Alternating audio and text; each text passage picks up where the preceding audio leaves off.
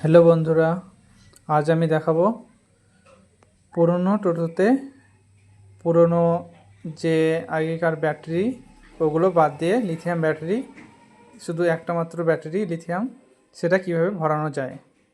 ঠিক আছে বন্ধুরা, তো সবাই দেখতে থাকবেন, শিখতে থাকবেন এবং চ্যানেলটিকে সাবস্ক্রাইব করে দেবেন। তো বন্ধুরা, এই হচ্ছে এস্টম্যান কোম্পানির লিথিয়াম ব্যাটারি। এটা আমরা আমাদের পুরনো ব্যাটারি খুলে ভরা হয়ে গেছে, আর সেটা ভরেছি দেখেন। আর সঙ্গে আমরা কী করেছি, কন্ট্রোলারের যে জয়েন্ট বক্স সেখান থেকে দুটো একটা প্লাগ বানিয়ে নিয়েছি, যাতে এটা আমাদের আউটপুট ইনপুট করতে সুবিধা হয়।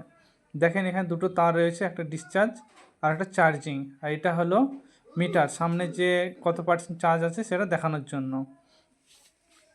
দেখেন এখানে আমরা যে তার মিটারের সামনে মিটারের তার আমরা বার করে নিচ্ছি।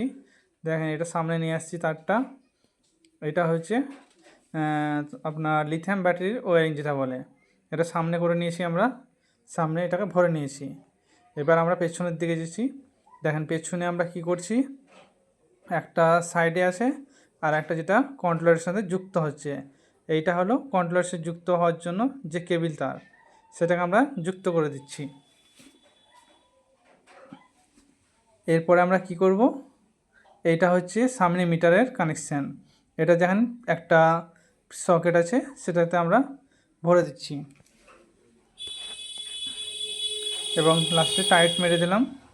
এবার আমরা চেক করে নেব কানেকশানগুলো সব ঠিক হচ্ছে কিনা।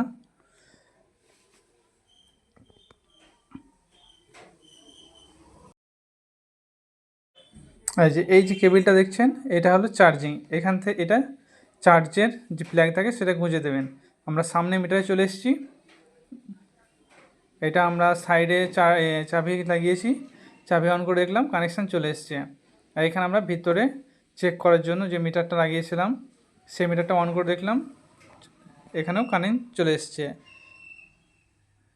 এখানে চার্জ দেখাচ্ছে 79%। মিটারটা এবার সামনে সেটিং করে নিয়ে আমরা গাড়ি চালাতে পারি রোডে। আর বন্ধুরা, এইভাবেই আপনারা লিথিয়াম ব্যাটারি সেটিং করবেন। আর যদি কোনো কিছু প্রবলেম হয়, তো বুঝতে অসুবিধা হয়, তো ফোন করবেন, এই নাম্বার দেওয়া থাকলো। সবাইকে অসংখ্য ধন্যবাদ। ভিডিওটি অনেক শেয়ার করে দেবেন। ধন্যবাদ।